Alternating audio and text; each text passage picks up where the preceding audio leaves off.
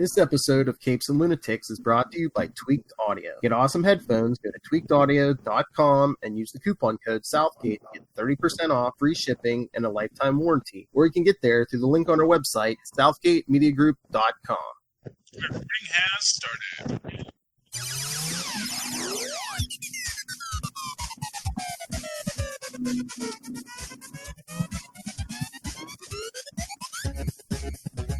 Oh, I'm the one that does the introductions. Hey, kids! Hello and welcome to Superconnectivity. I'm your host, Charlie, the Professor Esser.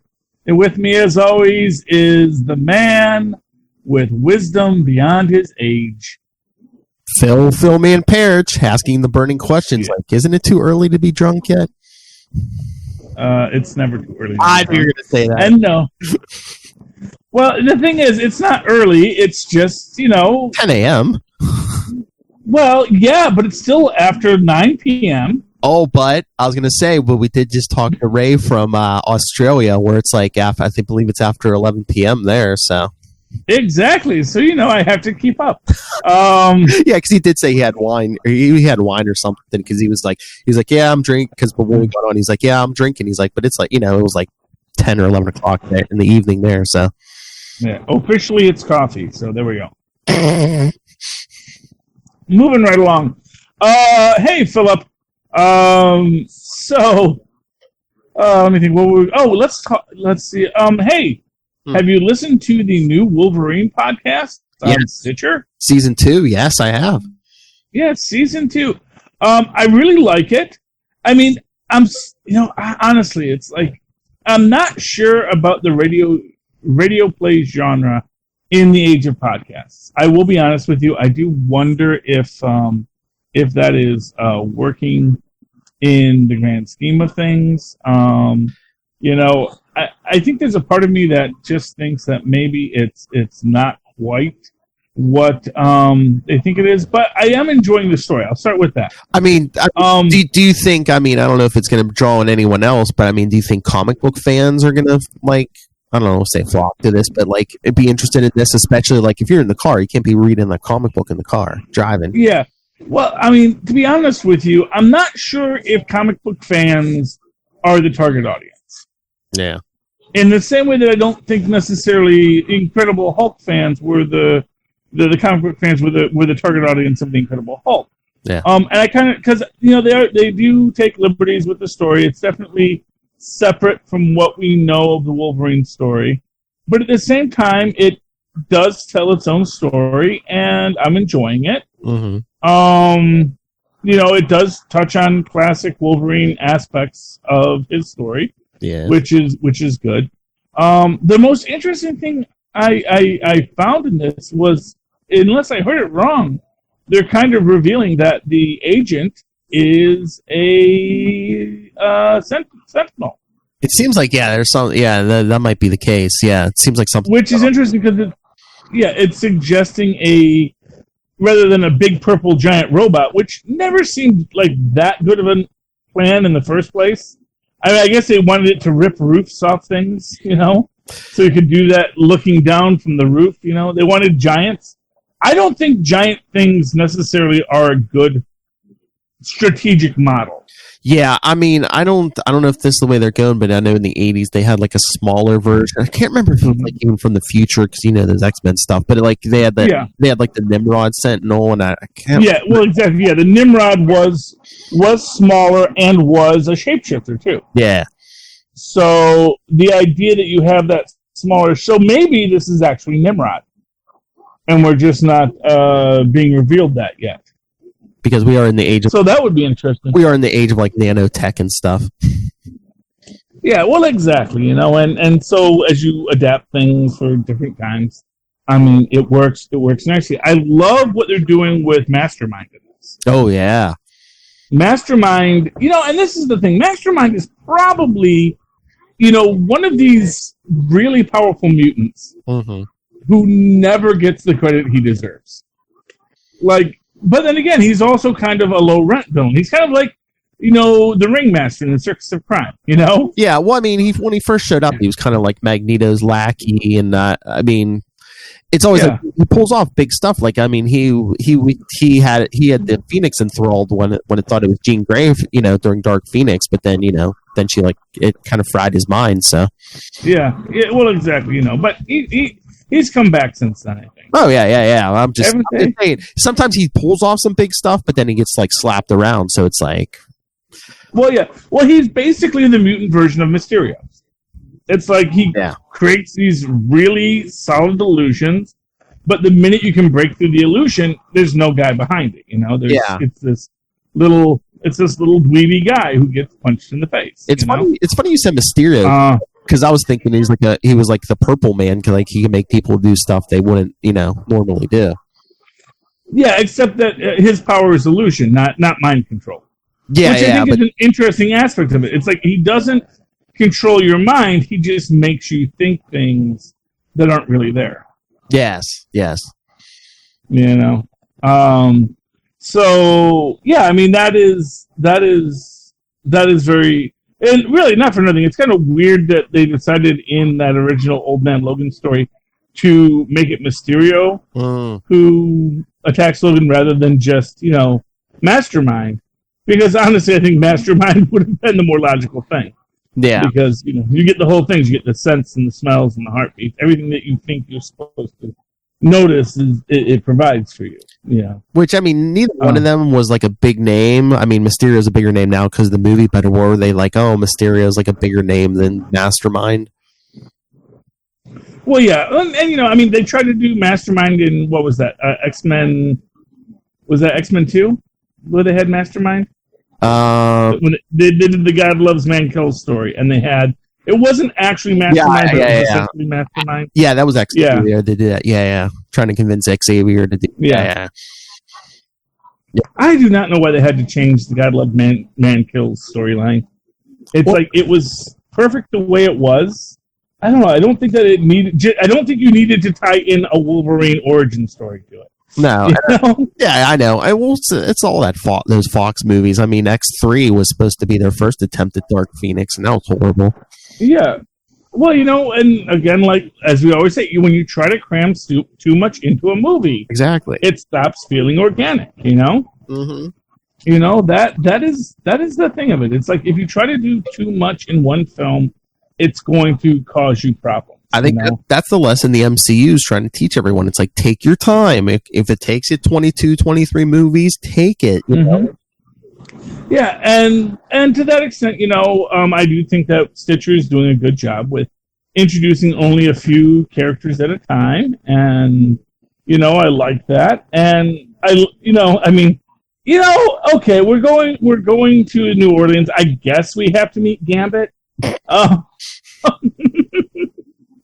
See, I'm not Little Hellfire. I'm not a Gambit fan, Yeah, but I guess it's like a way to bring in another Marvel character and even like another X-Men character, but not drop them in the middle of New York or something, But you could have done Rogue, you could have done Mystique, you could have done Destiny, because they're all down south people, Mm-hmm. At least at that point in history, I would have loved to have seen Rogue in this. I would have loved to see Mystique, and I kind of get the feeling we might see Mystique before the end of this, because I kind of think they're doing a Freedom Force kind of government-mandated mutant superhero group. Maybe, yeah.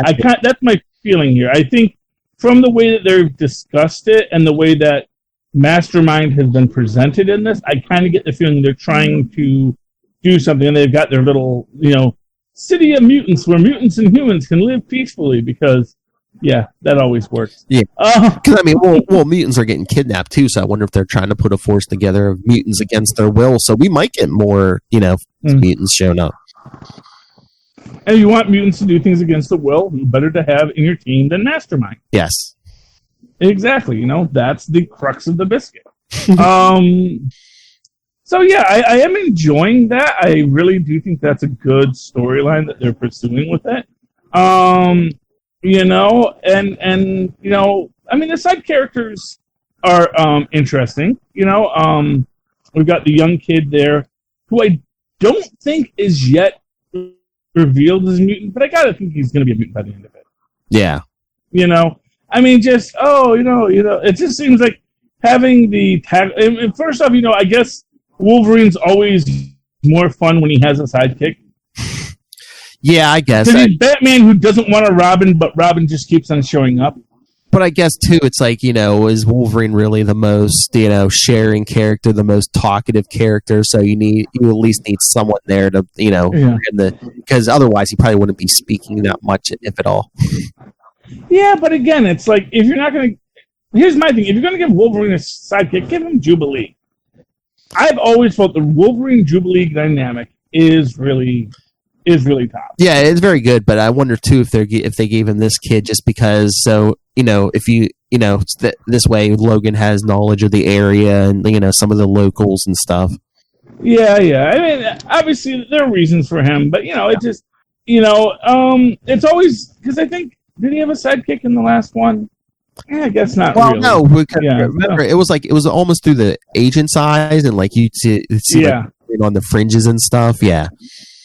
So we don't. Well, actually, and he had apparently people that he worked with and allies in that. Yeah. So, and this time we're getting it more from Wolverine's side, so that is a different switch of perspectives. Where the first time, it's our Mulder Scully investigating, which again shows you that this is meant to bring in people well beyond the comics group. Yeah. This is a series meant to be for people who maybe don't read comics, maybe only know that the X-Men was a movie series, and this is their key character, and then they're going to develop it in here, which I think is a good strategy. Well, I mean, and to your point too, I wonder if that's why they aren't dropping a lot of different X-Men characters or Marvel characters in here. They don't want to bombard new people with a ton of names. Like, oh, you should know this name and this name and this name. It's yeah. Because I mean, the only other person we really know is Gambit, and he's only been in this for a couple minutes in the one episode or so far, right? Yeah. No, and he's basically meant to be our first big introduction. Yeah. I mean, I think Mastermind is, like I said, to me, Mastermind's the bigger get. Mm-hmm. Just, for me as a comic book fan, it's like, I guess to me, Gambit's always just so cliched. Yeah. He's like, he's the New Orleans, lover boy thief. He's Pepe Le Pew with, who steals stuff, is basically. I mean, it depends who writes him, but too, I always think he's done a lot better, especially with a good writer, but when he has a solo book or a solo mission rather than in that group dynamic. Oh yeah. Well, definitely he's definitely a loner, and he doesn't. And that's a difference I would say between him and Wolverine, and maybe that's a dynamic they're going to explore. Is that Wolverine is a loner, but Wolverine is also a soldier. Mm-hmm. Whereas Wolverine can work with people, and maybe even prefers to work with people when he doesn't feel like he's burdened with taking care of people. Although he actively accepts the burden of taking care of people too, because Wolverine, for all of his killing, is a hero. Yeah. He's, again, as we were saying in the last episode, or the last in our epic 2-hour Capes of Lunatics. Lil, thanks you for giving her that to edit. I edit that. Don't worry, I don't get that. Okay. You're not gonna put that on World Lilith. Good. No. She's sick and she's in San Diego, and sick, alcohol poisoning, I'm sure. Well, it is a poison. Then how are you? I know. Hey, here's what I've said. That alcohol is something that you have to respect. What doesn't kill you makes it stronger. No. But it's a poison. It's a poison that makes you feel good, but most poisons make you feel good just before you die. And you have to respect that it is still a poison. When you imbibe, you have to respect what this thing is going to do to you, what this thing is going to have effects on you, yada yada yada down through the line. Anyway, but moving right along. Do you want to switch? Do you want to switch topics? Sure. Do you have a topic you want to discuss? Well, I was looking at your list. We got the announcement because it is Comic-Con weekend. Next season, season 7 of Agents of S.H.I.E.L.D. will last. Yeah, and you know what? Here's what I'm going to say. First off, the last time that everyone thought it was going to be the last Agents of S.H.I.E.L.D., they really did great. Yeah. And I kind of feel like, Agents of S.H.I.E.L.D., it's kind of like Futurama, where they did this great big ending, and then they said, oh, that was so good, come back and do some more. So I do think, but I think at this point, they're like always like, yeah, you know what, we've got it. I think they felt that 7 was their last one. Because never nothing, 7 seasons for any show, that is a good run. And I think you might have brought it. That is a good run. Yeah. Oh, yeah. That's a lot of those Star Trek series went 7. I mean, Next Generation, all those. But I mean, I also wonder too. I think you brought it up. It's like I wonder if a bunch of these people are going to show up in other forms, either in movies or stuff on the. Yeah, of course they are. I mean, I guarantee you. In season 7, Mockingbird's going to come back. I guarantee you that after season 7, when we get to Captain Bucky, I think May because they've already said that. Natasha won't show it because she's dead. That's right, forgot about that. But that I guarantee you when you get to Captain Bucky, that May might show up. Oh yeah, I mean, Sarge / Coulson might show up, In that Disney Plus stuff, I mean, Fitz and Simmons will definitely show up. Yeah, you can make Melinda May like your new Natasha in that Disney Plus stuff. Mm-hmm. And dang Skippy, you could. Mm-hmm. And actually, I'm going to say this right now. You say who's going to be the next Iron Man? I think Fitz and Simmons are already Iron Man. Yeah. We already have tech support. Oh, we need like a brain trust Illuminati with Fitz and Simmons, Shuri, get some Peter Parker in there maybe. I mean, yeah, he's not a joiner, but yeah, I mean, I would love to see that. Well, get like some of the brains in there, or. Oh yeah, no. I mean, definitely Peter Parker is definitely a big brain. Yeah. By the way, that was my favorite part of Far From Home. Far From Home was that Peter finally gets to make his own costume. Yes, that's what I said. That's what I've been waiting for. Well, yeah, because honestly, it was such a cheap thing to have Stark make his costume. Mm-hmm. That's what I said. I wouldn't mind if they gave, if Tony Stark gave him access to materials but Peter just made it himself. But yeah, that's that's my big thing about this whole Spider-Man stuff is just, I love the stories where he makes all his own stuff because it shows his intelligence. Yeah, and his skill with needlework, Can you imagine the amount of embroidery that goes into a single Spider-Man costume? Oh, all those webs and stuff, yeah. Oh, yeah. Well, that's the thing. Spider-Man clearly loves to sew. That is like his... No, I mean, there's nothing wrong with that. I think the man really loves costuming. Peter Parker definitely would be a cosplayer. These guys who are spending an hour making all these things, Yeah, I could totally see him. I'd love to see him. I'd love to see him sewing because I think that's a part of the character. I always felt that was one of the aspects that kind of binds him. One of the reasons he's so close to Aunt May, is that Aunt May taught him how to sew, and that was probably something that him as the skinny little kid, that this was a thing they shared together. Well, I was gonna say, I wonder if the movie people are just sewing seems like such an old skill or whatever. It's just he's a hip young kid. He'll 3D print everything, Well, I don't mind that, but I would actually love to see him doing needlepoint. Oh yeah. I would love to see Peter Parker in the comic books doing needlepoint as just a fun thing to do, because just to have him say, yeah, obviously I do a lot of needlepoint. Have you seen my costume? It's like this is something I do, and I really feel that them. What it is? It's one of these things where he has that fully formed costume. Yes. And no one ever asks, how did this kid sew that great costume so quickly?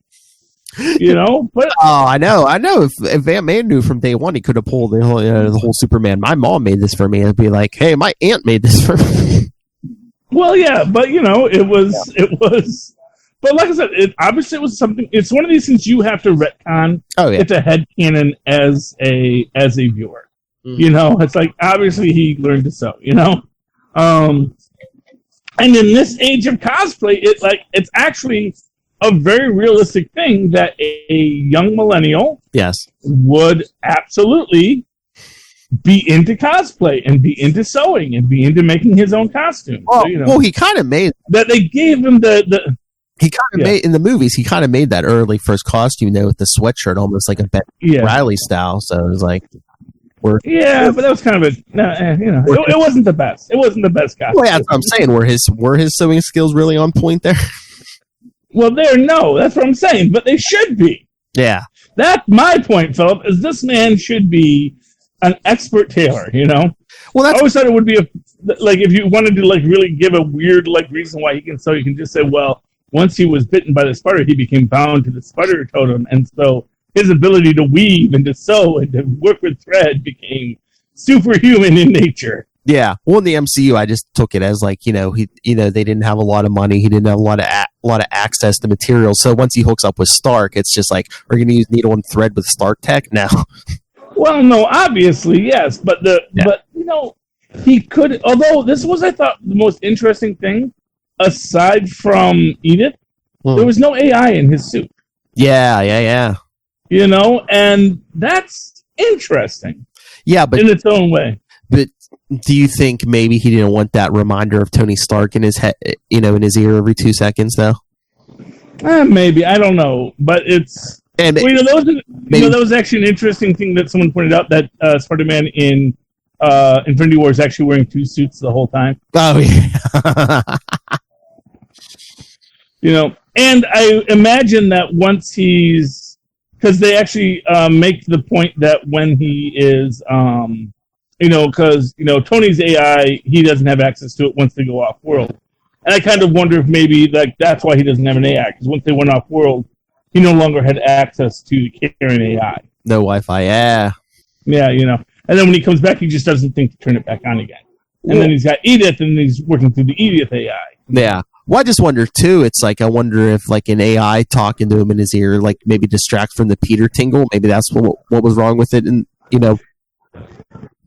That could well be. That's a great fan theory, Philip. That the Peter tingle, which is what it officially is now, it's no longer a Spider Sense, it's a Peter tingle. Because I mean, in the first one, wasn't Karen oh, hey, look out, look at, evasive maneuver. Instead, it's shh, just let me go by instinct here. Exactly, got to use the Force. Yes, got to use the Force, Peter. Yeah. So, yeah, that is what I think is great about Spider-Man, is his sewing ability, and seeing him make his own costume, even though it's not sewing. It is still weaving. It is still creating this thing from scratch, and I do like that aspect of it. And I like that he went back to a spandex look rather than an Iron Spider look. Oh, yeah. Well, again, that's more Tony Stark than Peter Parker, especially, Mm-hmm. I wonder if we're going to get a Parker Industries at some point. Or do you think he's going to go to college first? I don't know, because now that spoilers, now that he's outed, I didn't know if that's the way they were going to go now yet or not. He's outed this week, and like I said, by the time the next Spider-Man movie comes out, they'll have access to Daredevil. Oh yeah, and so having someone jump around and move like Spider-Man. Oh, the Black Widow film comes first, and we do get Taskmaster. Oh yeah. And then we've introduced Taskmaster, and then we just realized that Taskmaster, again, playing both sides of the coin, just comes in and yeah, kid, Fury said you needed your secret identity back, so there you go. Charlie, you just mentioned Taskmaster. Yeah. If we do get a secret invasion, could Taskmaster be training Skrulls how to move like the heroes? That would take away from the Skrulls. The Skrulls move I'm saying if the Skrulls have a hidden agenda, I think we were saying, well, what if they have a hidden agenda? Yeah, but that's not Taskmaster. That wouldn't be what. Essentially, it would, as Talos says, this is very embarrassing for me as a shapeshifter.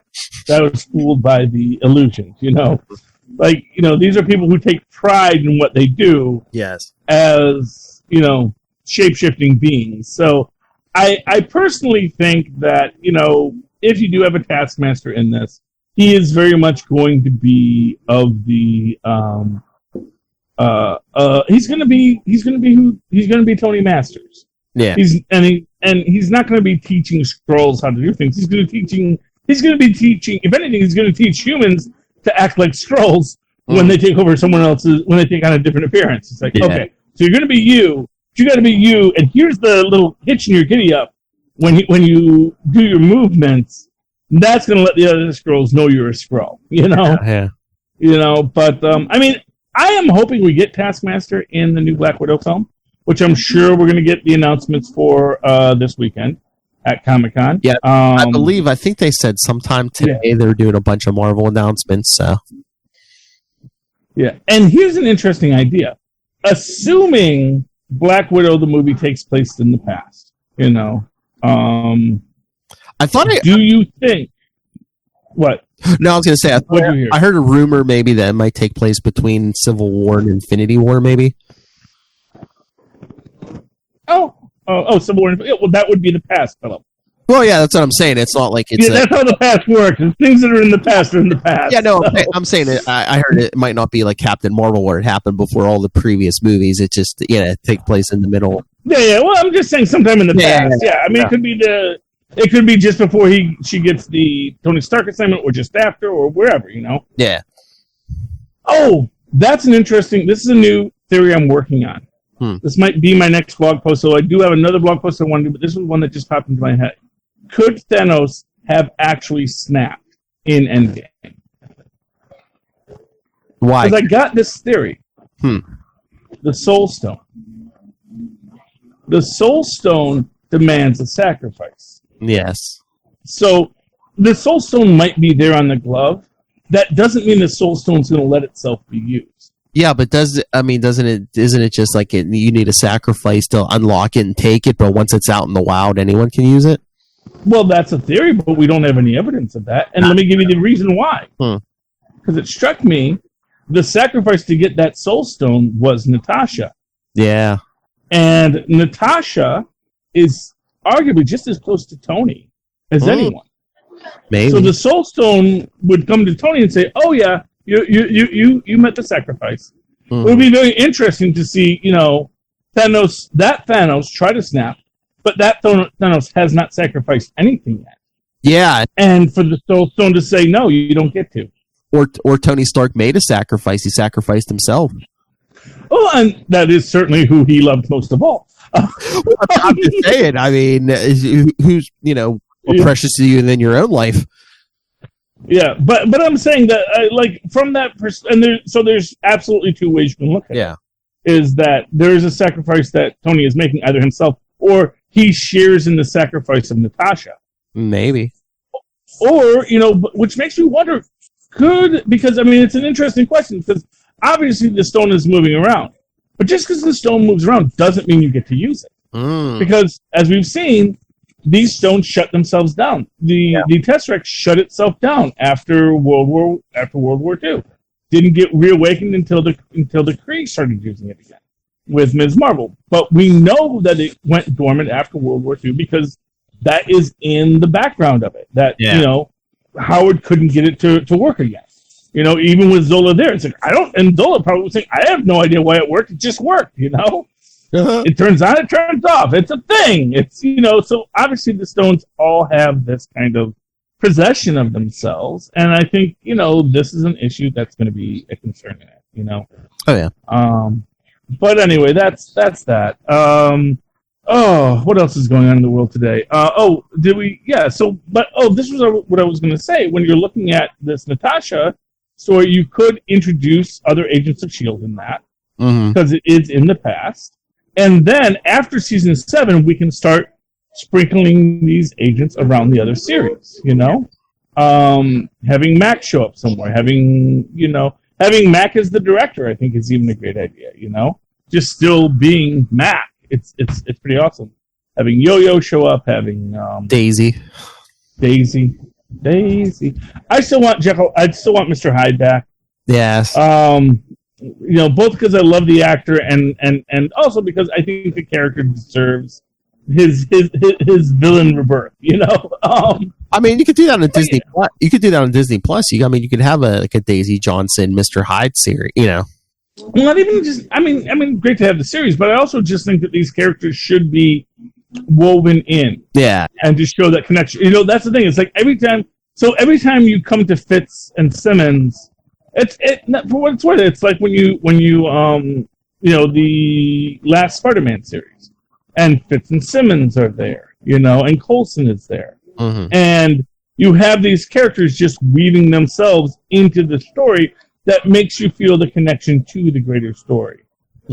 And I think that's a useful thing they can do with these agents after season 7 when they're kind of free agents again. Yeah. That's my opinion. That's what I'd like to see.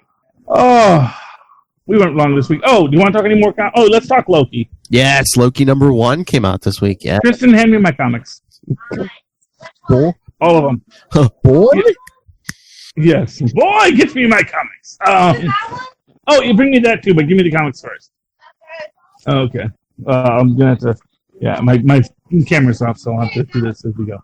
Okay, yeah, by the way, my comic book guy was very nice to me this week.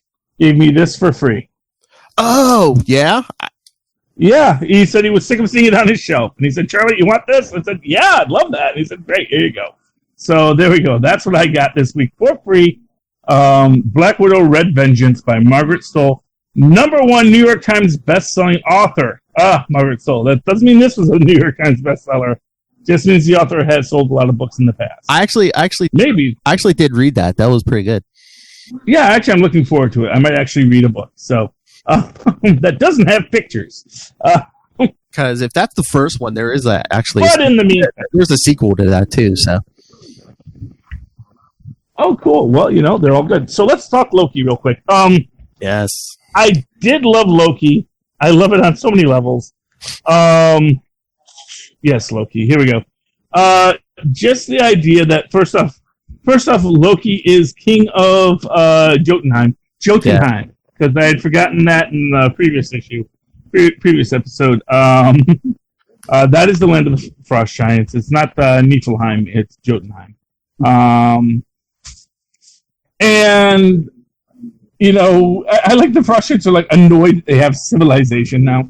They have a legal system, but Loki is abandoning it to go shoot dice at Mr. Negative's underground casino, and not for nothing. Is that probably not. But I was just saying that looks a lot like Amadeus Cho behind him in that scene. But the first thing, yeah, I don't think. Yeah, but just some other welder station guy, and then of course you have the armadillo. Yeah, because we couldn't get the rhino. Like a bouncer, yeah. Yeah. Well, if you're a supervillain, you do want your supervillain bouncers because, not for nothing, that's the business, Well, especially if we have, like, Asgardian gods coming in to, like, gamble and stuff. Yes. And, of course, Thor gets his little vision, and he knows, that was Loki, and he screwed it up, so he goes to, and then you see, we go to Nightmare. Nightmare says, Jotunheim is unguarded, so I'll go take it over again. And not for nothing, I don't know if going in as the Lord of Nightmares to try and take over a realm, I don't know. I don't know if that necessarily makes sense because it's a realm filled with freaking frost giants. Yeah. So even if Loki is away from his throne, you still got to deal with all the frost giants, and there are a lot of frost giants. So, I just with Nightmare all the time, I always see it. It's like his mouth is bigger than his stomach. He's like, I need this, and he's kind of trying to bite off more than he can chew. Yes, although I gotta say, my favorite character in this is, of course, Frosty. Oh, the little frost giant. Yeah, not Drop. Oh yeah, the Druff is also cool. Druff is don't be a free elf now. Loki, but Loki basically brings a snowman. Yeah, because he wants to make it with his brother there too. He makes a snowman with his brother. How perfect! But imbues them with the Norn stones. Also, like a statement, like, please, as far as magical stones go, these are like 6th on the list. Which is, weirdly enough, actually, you think about like, oh, okay, there's the Norn Stones, there's the Blood Stones, there's, there are a few randomized magic rocks out there, top of which, of course, is the Infinity Stones. They just made a movie about it. Yes. But I also just love the fact that Frosty is apparently, like, insanely powerful, because, of course, he is powered by the Norn Stones. Yes. And I like where, like, the first thing he says, I would die for my king, and then at the end he says, I would kill for my king. Oh. Yeah, so obviously Frosty is not necessarily up to good, and then you see Thor take Loki to the magic library, and he's like, how do you know about this place? He says, well, I'm a god, all gods know about this place. He's like, yes, but I've never seen you here. Loki's like, yes, obviously I know about this place. I come here all the time. I like to read books. You are Thor. You hit things. I love that. He's basically like, brother, you know how to read? Pretty much, Yeah. Well, in the movies, he can speak Groot, so apparently he can read. But yeah, I mean, I love in the beginning when, like, basically Loki finally has a throne like he's always wanted, and it's just like, oh, really? This is what this is? Too much. Yeah. Yeah. Well, and he does. Yeah. They're brothers. They have their dynamic. Yeah. Yeah. But then just like that whole casino scene, I was just like, I'm like, are they gonna like try to paint like Loki like the magical Tony Stark or something? I'm just like, yeah, I have responsibilities, but I want to go party or whatever. Which I'm very interested to see next issue when Loki actually does run into Tony Stark. Yes, well, that is definitely something that is meant to get us intrigued. Yes, well, because why wouldn't he? He's a trickster god. He's the god of stories, and that's what he does. And I thought this is something I found very interesting, is when old Thor returns to the future. Yes. And you see Izzy and I don't know, these are outfits. It looks very Future Foundation-y. Yeah, that's what hit me too.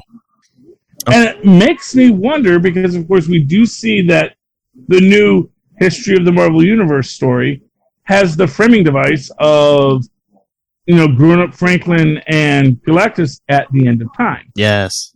I'm wondering if this, Old Father Thor is a different timeline Old Father Thor than the ones you've seen before.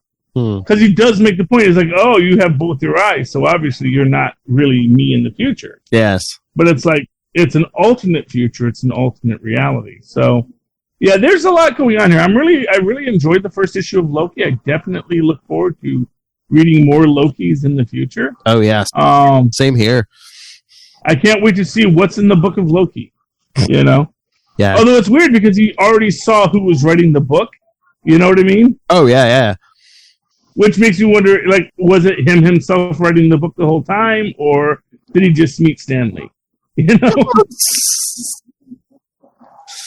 Yeah. Or big plot twist, it was actually Bendis. Oh, don't you dare. Did you get the chance to read Hotshots? Oh, no, I didn't. Good? Oh, okay. This was our ultimate episode. You can still take a drink. It's not the penultimate anymore, but this is the ultimate. And, it's just a very lovely story. Basically, if you... I'm sorry? Was that issue 5 or 6? I forget how long it was going. That was issue 5. This is the final issue, because Hickman's got to rub his Hickman over every mutant. Yeah, they canceled, because I think this week, it was like the last X-Force 2, and, Gambit, Mr. and Mrs. got canceled. Yeah, because the whole Hickman thing. Yes, but, and honestly, it's like, really, you couldn't have lived without Domino and whatever the cowboy girl is, but apparently he couldn't. But basically the idea is as you remember, the celestial booger, and again, it's one of these things, like, to me, it's like everyone's so wound up about this thing, except the Celestials. Mm-hmm. It's like the Celestials really left a little, it's like, oh yeah, that omnipotence device, where did we leave that? Did that fall to Earth? Why does everything fall to Earth? and make no effort to retrieve it either. It's like, which really makes me think that it is a celestial booger. It's just something that, fell off somewhere, and not much you can do with it after that. But we have the other scientist comes out of her cocoon, and she's all celestialed out. And it's interesting because we have White Fox come back, and she has the celestial booger.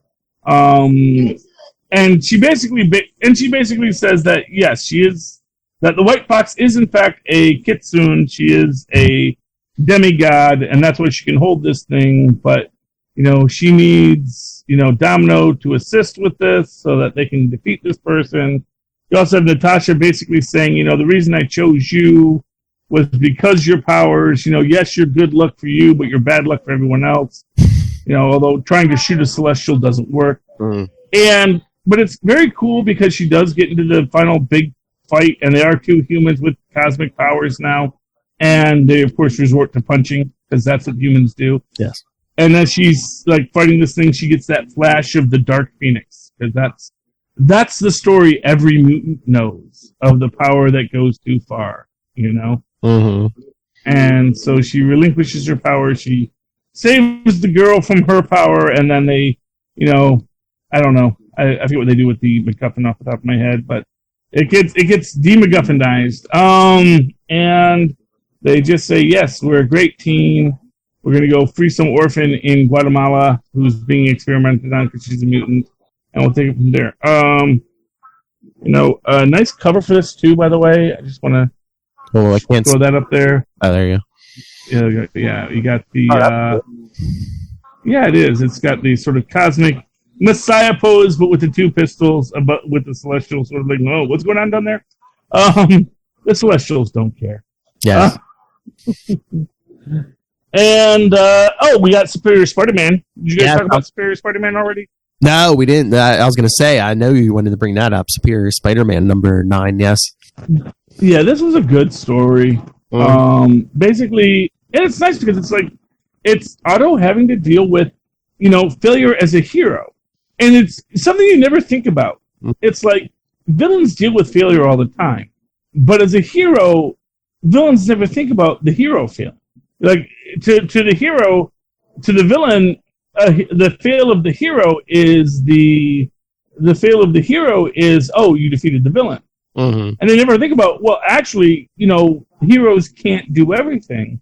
And I'm a hero now, and suddenly I can't do everything. And they do make this point, you're used to just thinking about yourself. For you, failure was just, my plan didn't work. And now it's like you have to understand that, heroes are in a constant state of failure because you can't do it all. And, that's a beautiful take on it.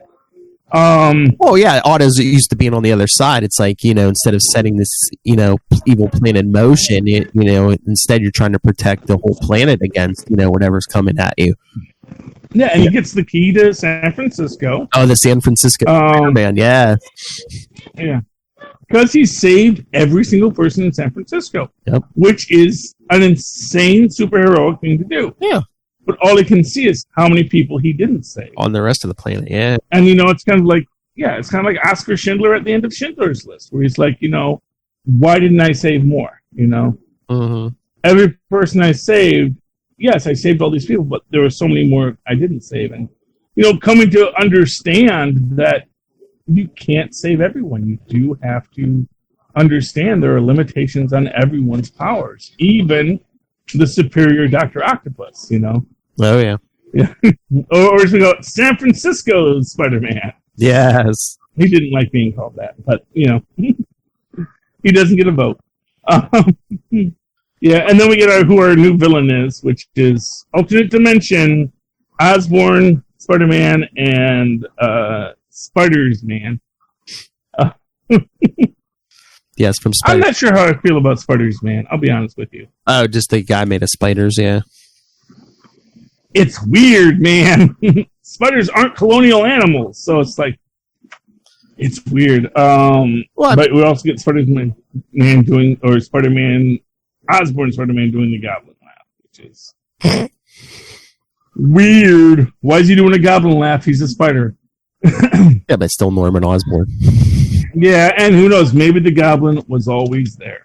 But yeah, I mean, there's a lot of good stuff in this. Just like Anna Marie calling in Peter to give Otto a pep talk, and then Otto getting close to his, I guess that's the new girlfriend.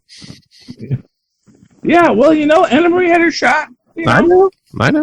That's the thing, man. Had her shot, and this other lady, she's gonna swoop right in because, like, you don't want this. You don't want this fine Tolliver booty. You know what? I might like it too. Yes. And I like she's like actually giving him a chance, and yeah. No. Yeah, like, it was, sorry, I freaked out on our first date, but you actually did save me and like everyone else from the first the demons and then the frost giants. Yeah, well, exactly. He's a great superhero. Mm-hmm. Two other books I read. Okay. These are my indie books this week. I got the where is it? There it is. I got the Orville #1. I didn't even know that was coming out. Is that good? Yeah, well, I didn't know it either, but I was like, "Oh, what's this? The Orville?" Huh. And they say especially this takes place between. This is an adventure that takes place between season 1 and season 2. So, and this actually, they tell the story of how what's your name? The first officer. How Mockingbird met Cassius the teacher. Because apparently, yeah,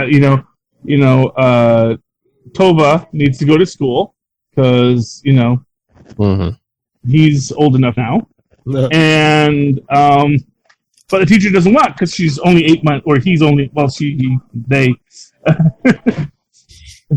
That's the thing. When you have a single gender society, what does it mean to be male?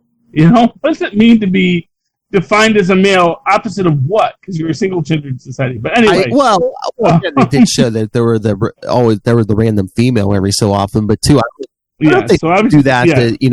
So the audience can like somewhat relate because you could just do like a genderless. We are neither male or female.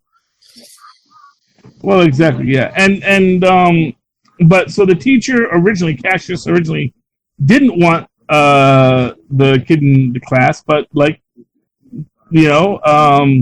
Mockingbird forces it.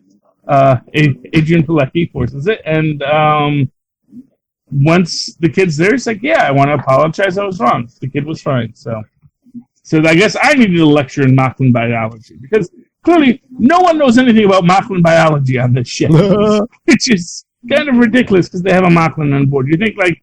Even the doctor's like, well, I don't know, like, isn't your kid only 8 months old? And they bring in the kid, and the kid, like, looks 7. It's like, yeah, of course my kid looks 7. We are from Mockless. Yeah. It is a crazy world. But I think they're kind of a secretive race, at least with their their customs and stuff. Yeah, but still, Yeah. Anyway, the big MacGuffin of this is there is like an old battle cruiser that got lost 100 years ago. And of course, Seth MacFarlane and Gordon go. They're actually on their way to a conference, and then they got pulled into they got pulled into this adventure because there was a distress signal from this old ship, and they go in there, and they find it. And apparently, like this little group of penguin people have been living off of its replicators for like the last 100 years since it crashed there. But it keeps on randomly firing off particle beams. So, yeah. It's crazy. I enjoyed it. It definitely has the feel of a good issue, a good episode of the Orville. I'll definitely get issue 2. Oh, and apparently there's going to be a Black Hammer Justice League crossover. Oh yeah. Yeah, I had no idea. Oh, I might have heard about that. Maybe. Yeah, I don't know. This is Dark Horse, so I think Black Hammer is Dark. Yeah. Horse too, and it's like their take on evil Justice League. As you do. Oh, and of course, Elvira, Mistress of the Dark came out again. Oh. She's wandering through hell, as usual. And, yeah. Charlie, you're kind of breaking up a little. Are you there? Charlie, yes, sir. Charlie? All right. Maybe having some technical difficulties. Please stand by. Can you hear me? No, I can hear you, yeah. Now you can hear me? Okay, yeah, I'm sorry. maybe being a little lackadaisical with the phone. But yeah, so what do you think the punishment in hell for the wrathful is? For what? For the wrathful. I don't know. Puppies and kittens. I'll give you a hint. No, it's the same punishment that Robbie Reyes got in hell. You're stuck in traffic for all eternity. Oh. Yes, and I don't know, it's a really fun book. They play with a lot of ideas of like your punishment is sort of what you choose it to be, and people don't break away from the punishment because they actually prefer to be angry than to just leave the situation. It's very nicely done, and I really like how it all plays out. And there's just. Honestly, I really have to recommend, if anyone can, go get Elvira, Mistress of the Dark. It's a fun book. You probably need the backstory, so you probably should maybe get some of the old back issues for it, too. But at the end, she does get to meet Satan, so that's good. She, and that is the premise of that issue, is Elvira wants to speak to the manager, because she shouldn't have gone to hell with power. What issue was that? That was Elvira, Mistress of the Dark, issue 7. And, of course, Orville number 1. Yes. Okay, and that is like most of the books I've read, because we also talk about some on that other show we do. Capes and Lunatics, yes. Yes. All right, so anything else? I think I'm good, Philip. We've been doing this a long time. Yeah. Sure. Yes. Yeah, so get us out of here, Charlie Esser. Okay, that's right. I got to do the outros, too. Man, I got to do everything on this show. For sure. So, ladies and gentlemen, boys and girls, children of all ages, thank you for listening to Superconnectivity. If you'd like to talk to Phil about all the trouble that he has to put up with uniting people across 2 continents to do these shows, just because Lilith had to go do Comic-Con, and because we really like speaking with our good friend from Australia. Yeah. How can they find you, Philip? Well, you can always email me, nightwingpdp@gmail.com. On Twitter, I am at nightwingpdp. And just follow Capes and Lunatics on Facebook, Twitter, Instagram, all that fun stuff. And also Superconnectivity has their own pages too, so go follow us and all that. Yes, and of course for me, if you'd like to write to me in that old-fashioned email way the way our moms and pops once did, do so at superconnectivityblog@gmail.com. That's superconnectivityblog. That's all one word, kids, at gmail.com. And, of course, you can follow me on Twitter as I live tweet Agents of S.H.I.E.L.D. because they also do the Nuff Said podcast over on the Southgate Media Network where Maz and I review the episodes of Agents of S.H.I.E.L.D. I was able to live tweet this week, and apparently there is a Nuff Said at Nuff Said podcast Twitter handle as well. I don't know if anyone's tweeting with it, but we have one. So we may have to figure out how to do some Nuff Said tweets. Got it. Talk to Rob about that because, I'm not on there. So, yeah. Yeah, but if you'd like to follow me, Charlie Esser, on Twitter as I live tweet Agents of S.H.I.E.L.D., do so by following at Charlie Esser. That's CHARLIE ESSER. Look for the 2 E's in the middle. For quality. Bing! For quality. There we go. And thank you for joining on us once again, heroes. Please super connect with us again next week. Okay. Good night. Good night. Yes. At the stereo. For quality. Bing, bing. Bing, bing, bing. Yeah, if we had time, I was going to have Tristan ask a question, because I thought we should have a segment on one of these shows, which is Questions for Phil. Oh, Tristan asked you a comic book history question. But I forgot what his comic book history question was. It was something about Iron Man. He lives with Mr. Marvel and he has to ask me a question? That's crazy. Yeah.